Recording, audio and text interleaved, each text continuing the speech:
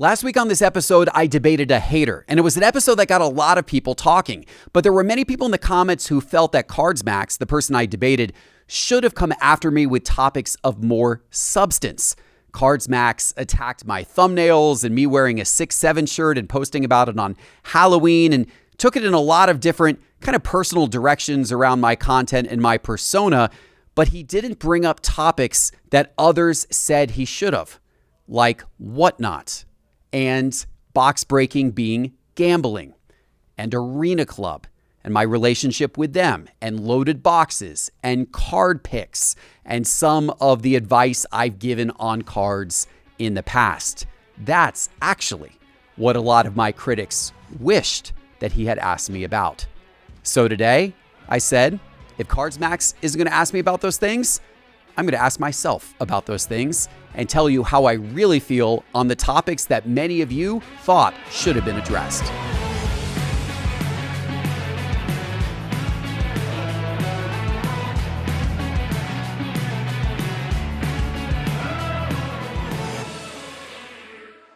The Geoff Wilson Show is brought to you by Arena Club, the official home of slab packs. Now available every day, slab packs offer an exciting way to collect graded cards with confidence.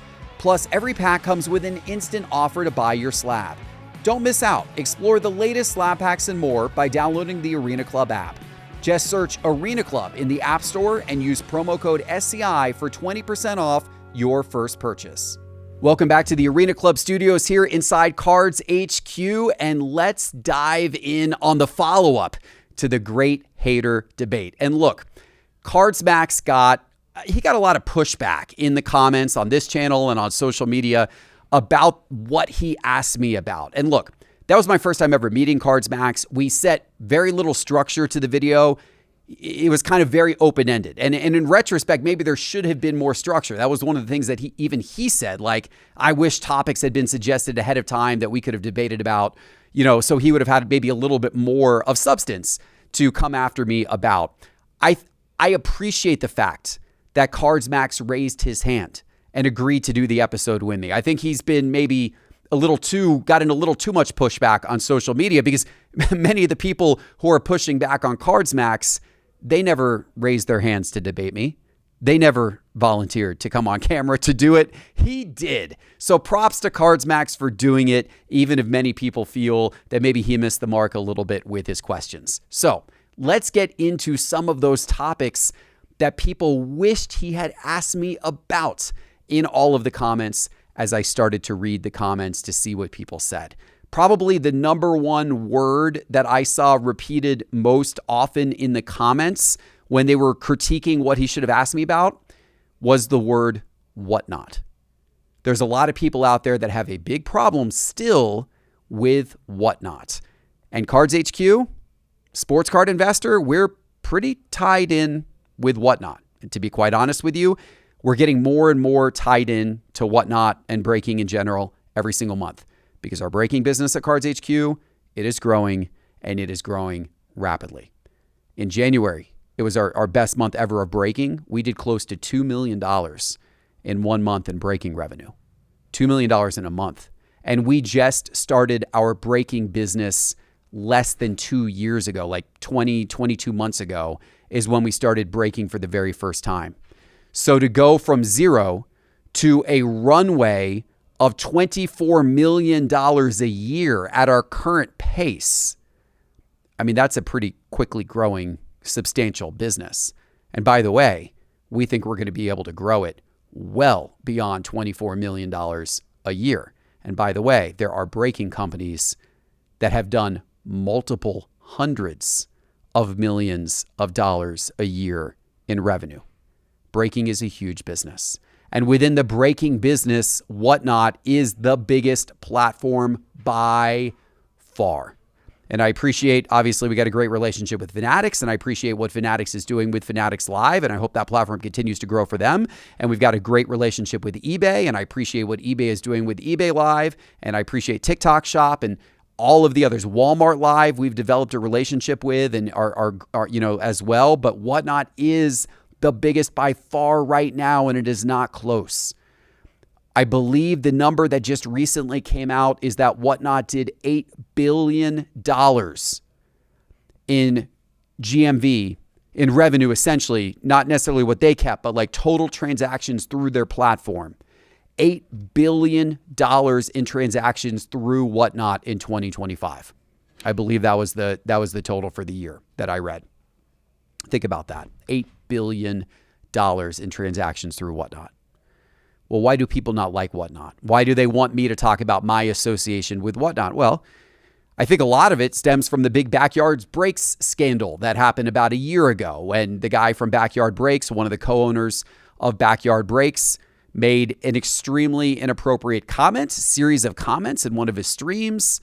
It was a hypothetical talking about his future daughter and sexuality, and the whole thing was awful. Awful. And there's a lot of people, myself included, that felt like Whatnot should have done more. And I said that. And I came out, and in fact, the first post that I said, I'm glad he apologized. But then people were jumping all over me for saying, why am I saying I'm glad he apologized? Like, I should be saying, kick this guy out of here. And I went back and I clarified. And I said, no, hold on. Let me be clear. What he said was horrible, and he should get suspended from Whatnot. And I don't think Whatnot did enough. I don't think they did enough. And I said that at the time. And I told people at Whatnot that too. I said, I think you should have done more. This is a big PR thing. I think you should have done more. But I had conversations with people at Whatnot about it, up the chain. And you know what they said? They said, look, we're a huge platform. We have thousands, tens of thousands of sellers, all kinds of different categories. They said, we have rules of conduct for sellers, and we have rules, and we followed the rule. We suspended this particular channel that this conduct was on for a period of time. It wasn't on the main Backyard Breaks channel. It was on another channel. Another like a sub Backyard Breaks channel. They said, but as a whole, because there's such a big platform, there's going to be people that come on there and say crazy things. There's so many people on there. It's just a matter of it happening. And they don't endorse it, and they'll deal with it when it happens, but it's going to happen the same way that YouTube deals with all kinds of crazy stuff getting uploaded to YouTube all the time. And by the way, Sports Card Investor is on YouTube, right? I've got a big presence. This video that you're watching, you might be watching this on YouTube, maybe on Spotify or on Apple Podcasts, right? If you're listening to the audio version. Well, guess what? Just me being on YouTube or Spotify or on Apple Podcasts is in no way an endorsement of what other people on other channels are saying on YouTube or on Spotify or on Apple Podcasts. If you want me to quit YouTube because some other extremist on some other channel is saying ridiculous, crazy, offending stuff on YouTube, that's not fair to me, right? It's not fair to me to have to quit YouTube because of all these other channels that I have no responsibility over. And that's generally my take on the Backyard Break situation. Should Whatnot have done more? Yes. In my opinion, they should have. But should I have sacrificed my own business, my own employees, their futures, because some clown on some other channel that I have no business relationship with, that I've never marketed them, have never endorsed them, have never had them on my channel before, that some clown on some other channel pops off and says something stupid. Not just stupid, offensive, bad, wrong, horrible. But should I take the brunt for that? Should I say I'm moving my company off of Whatnot? Should I cost my employees jobs? Because that's what would have happened. If I said, you know what? We're protesting. We're leaving Whatnot. We're protesting. Well, how am I going to replace that revenue? Because it's not like I can just switch everybody to Fanatics Live or eBay Live or TikTok Shop or whatever and all of a sudden recapture all that revenue right away. It took us a long time to build our business up on Whatnot. And Whatnot has the most eyeballs, and they have the most people and the most spenders. The most customers are on Whatnot. So that's why I didn't pull people off. Sports Card Investor continues to get endorsed by Whatnot. It helps sports card investors keep people employed as well. Like all these videos that we do every week on Sports Card Investor, guess how they get paid for? Guess how we can afford to do that? Guess how we can afford to have a large production team that does a wonderful job of all of the content that we bring everybody all the time? That gets paid for because we have sponsors. Whatnot's been a great sponsor. We've had a great relationship with Whatnot, and to us, they've been great. And whenever we've needed anything, they've helped us out. We've done great promotions together. Whatnot has been hugely supportive of giveaways, of giving back to our audience, of promoting things we're trying to do, of partnering with us to try to grow the hobby in a healthy, responsible way.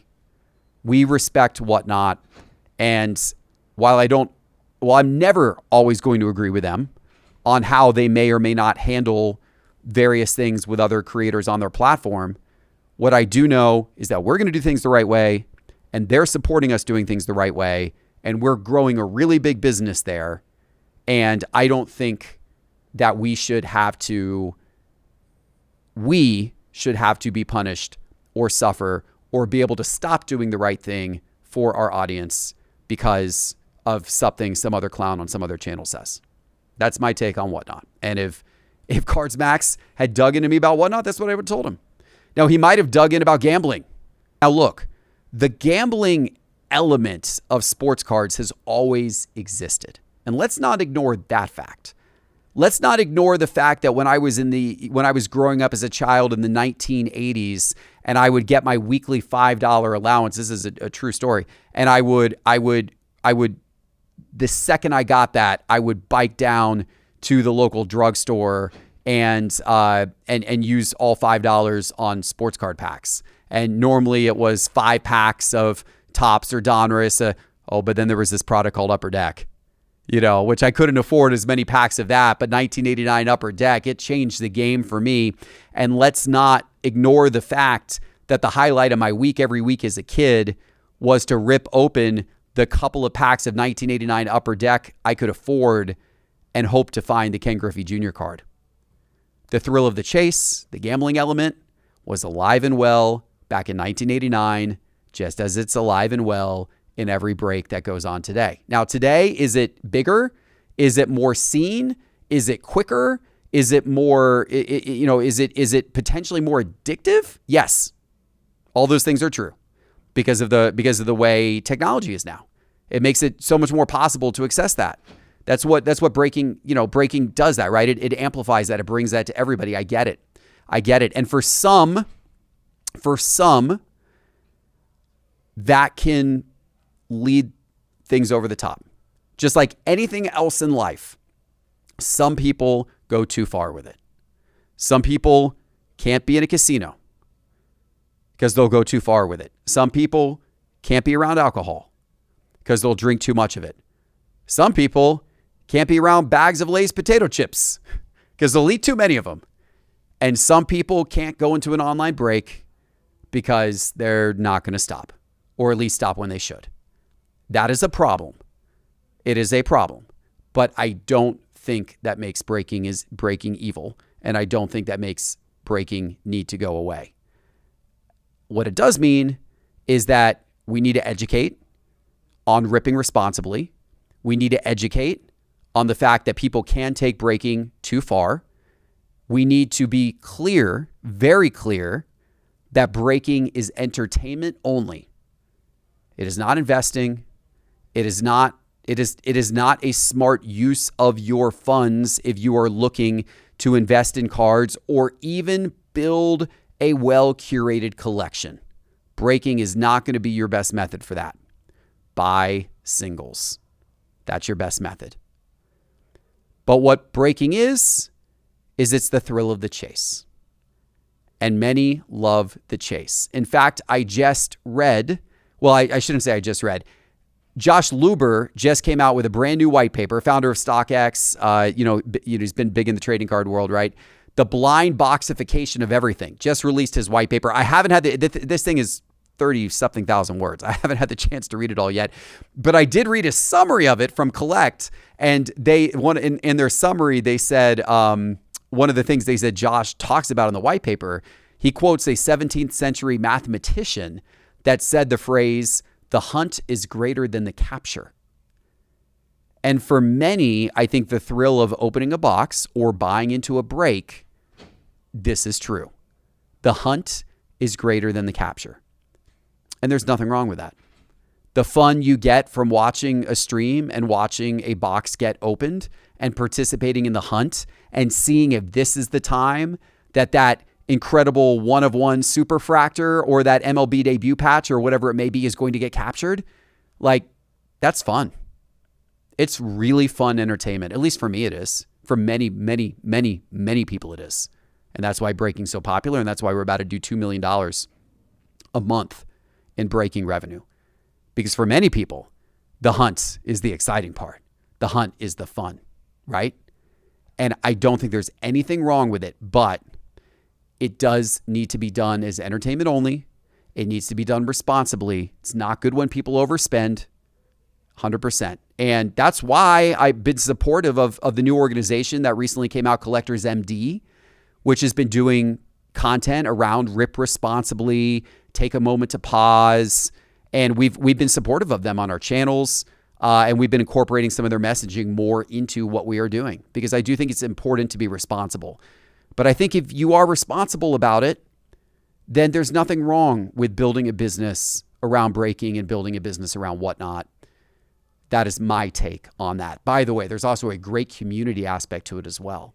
Like, it's not just the hunt that people love. It's also the community that forms around the hunt.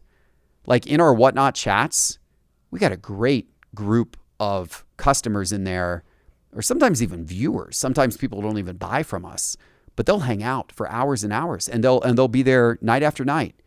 And they enjoy getting to know our breakers. They enjoy getting to watch the breaks, and they don't have to pay anything to watch them if they don't want to.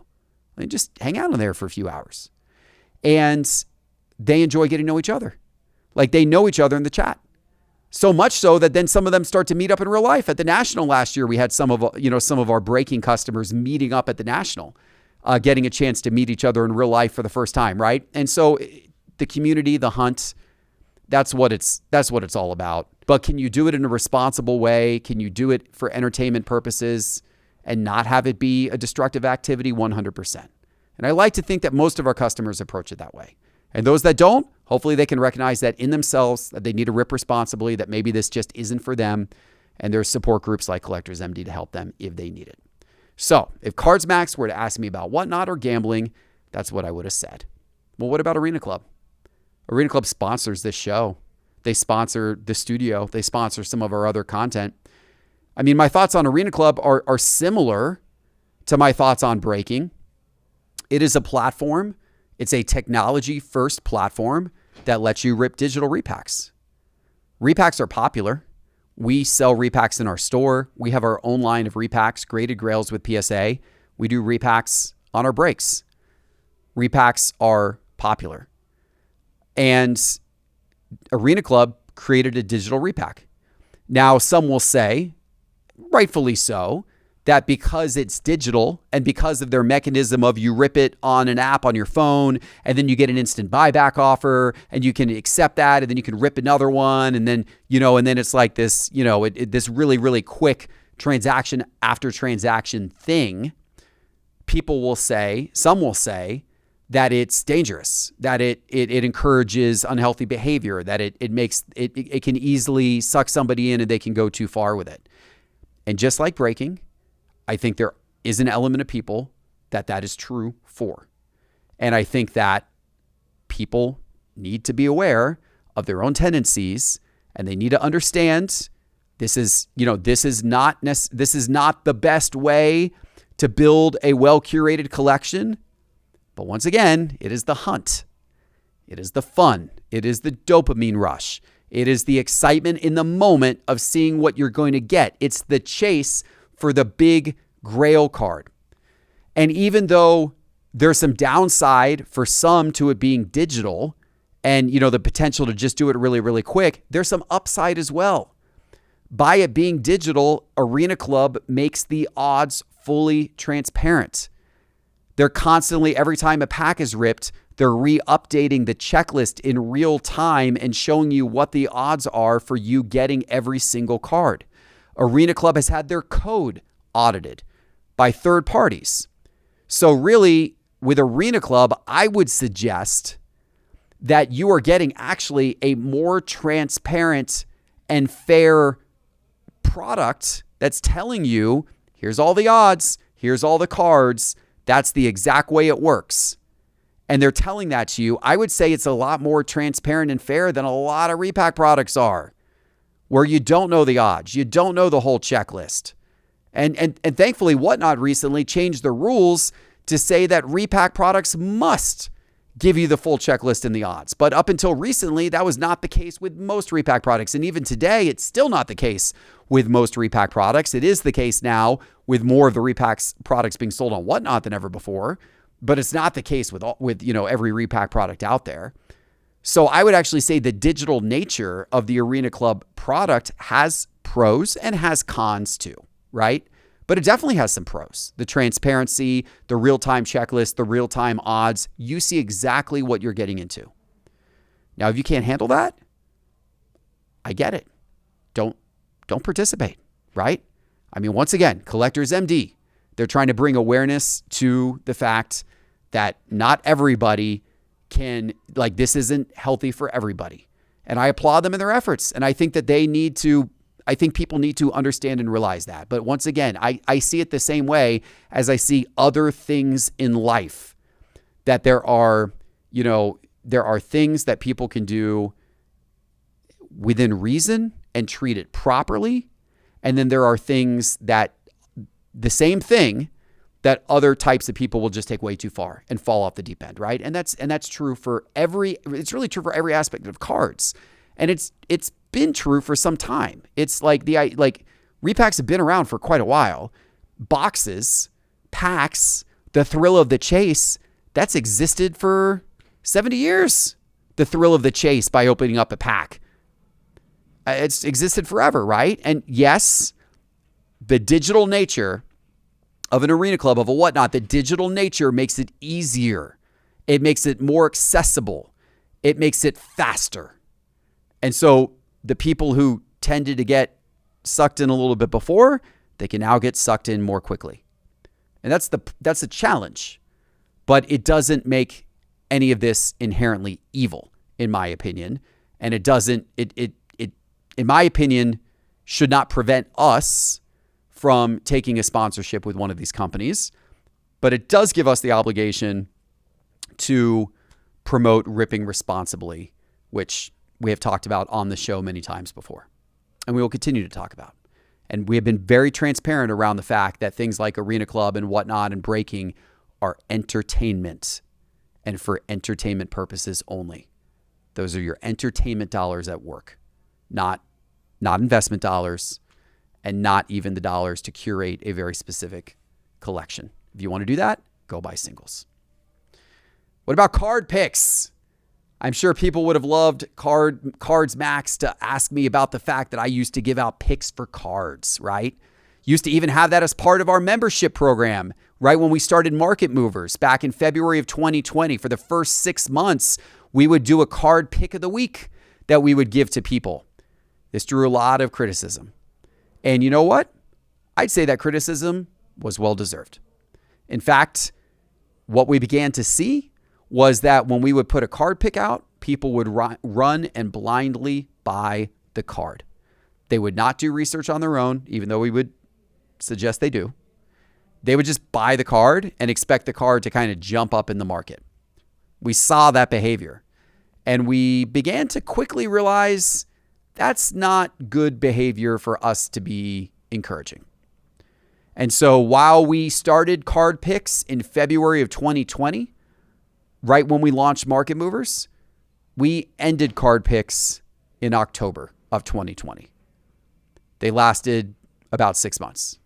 And we moved away from them because we saw what happened and we're like, we really need to pivot towards education and towards encouraging people to do their own research. And instead of doing the work for people and saying, hey, here's what we think you should buy. We instead need to really emphasize the importance of people doing that research and that education on their own. And then we need to give them the tools to do so. And Market Movers is a platform. It is a tool that helps people do research and on their own and educate themselves about what's going on in the card market across millions and millions of different cards. And we started doing a lot more educational content on Sports Card Investor. We kind of refocused ourselves in late 2020 on educational content. And we put out, since then, we have put out literally hundreds, I don't know, maybe 1,000 plus educational oriented videos across all of our channels.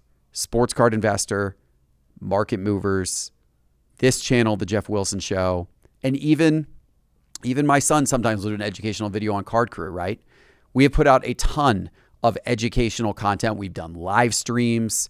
We've done social content. I mean, just a boatload of educational content over the last 5+ years.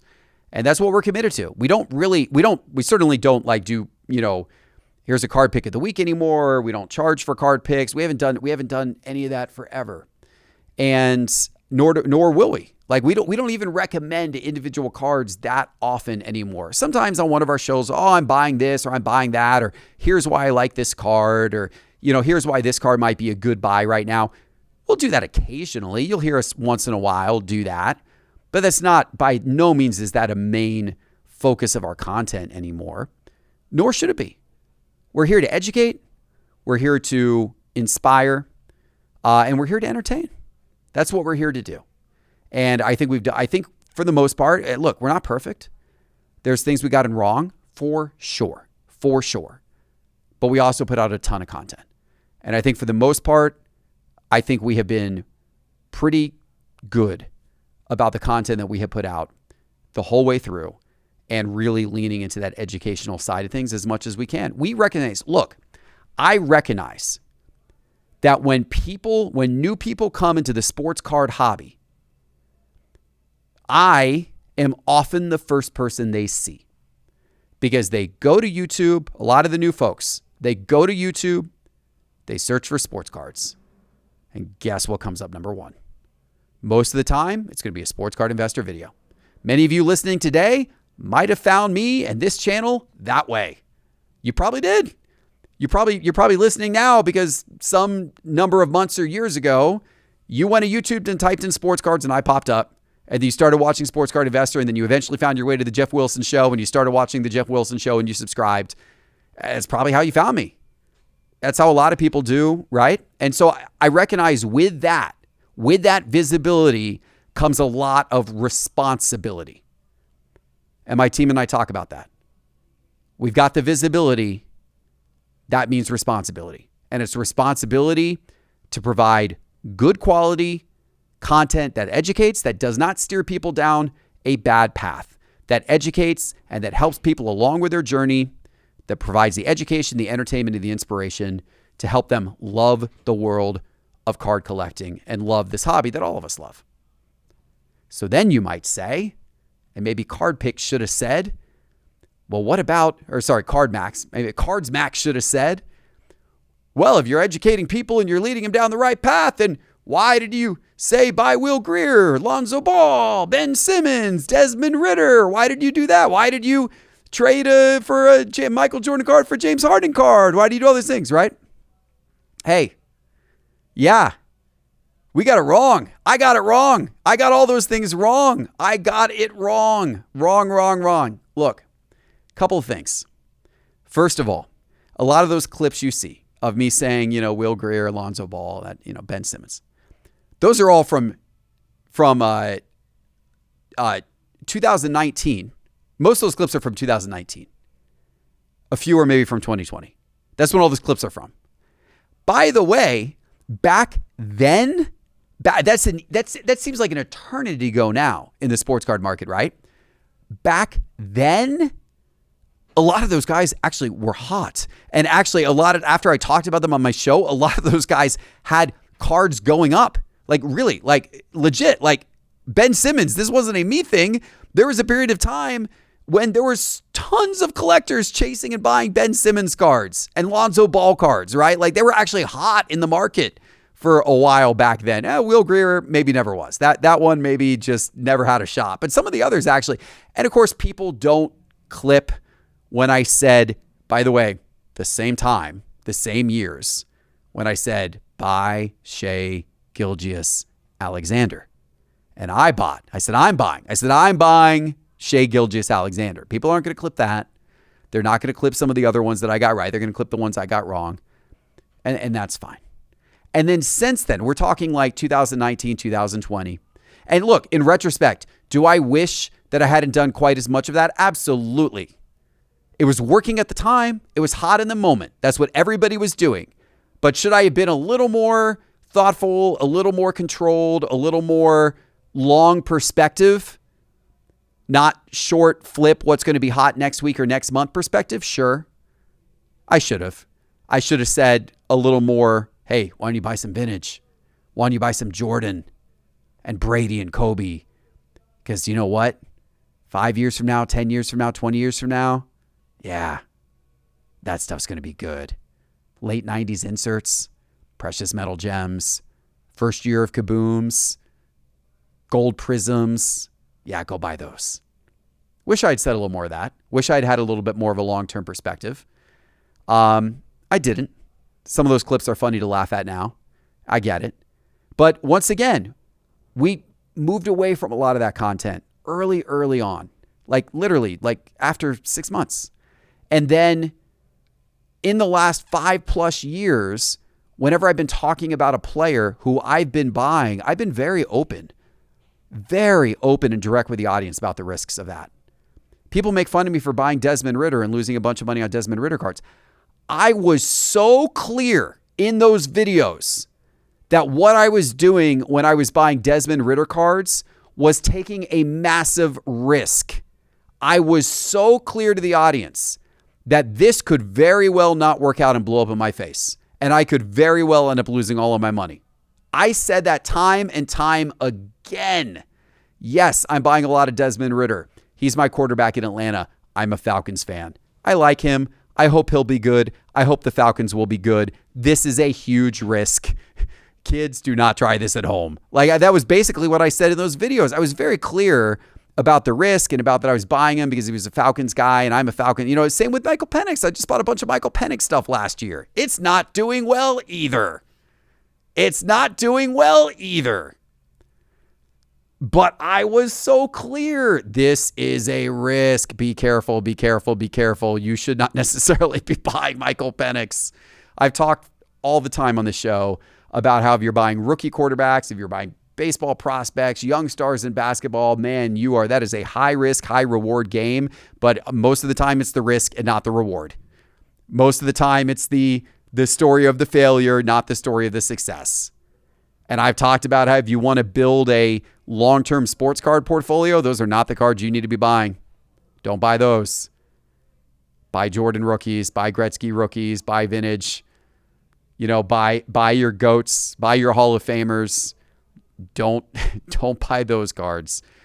Don't buy your Michael Penix. I've been clear about it. Look, so anyway, those are some of the things that got thrown at me in the comments.